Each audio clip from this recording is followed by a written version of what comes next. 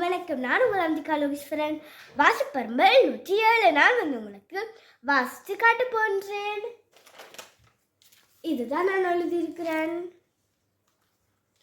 சிறுமியும் அந்த நீளமான பறவையும். ஒரு நாள் ஒரு சிறுமி வழியில் நடக்கச் சென்றாள். அவள் ஒரு நீல நிறமான பறவையை பார்த்தாள். அந்த பறவை மிகவும் அழகாக இருந்தது. அந்த அழகான பறவை சிறுமிக்கு ஒரு கோல்டன் முத்தை கொடுத்தது.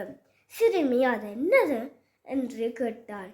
அந்த பறவை கதைக்கத் தொடங்கியது. அந்த சிறுமி ஆச்சரியப்பட்டாள். பறவை சொன்னது, அந்த முத்தை கையில் எடுத்தால் கோல்டன் முத்தை என்று சொன்னால் பணம் கிடைக்கும். சிறுமி நன்றி என்று சொன்னாள். அவள் மிகவும் சந்தோஷப்பட்டாள். நன்றி, வணக்கம்.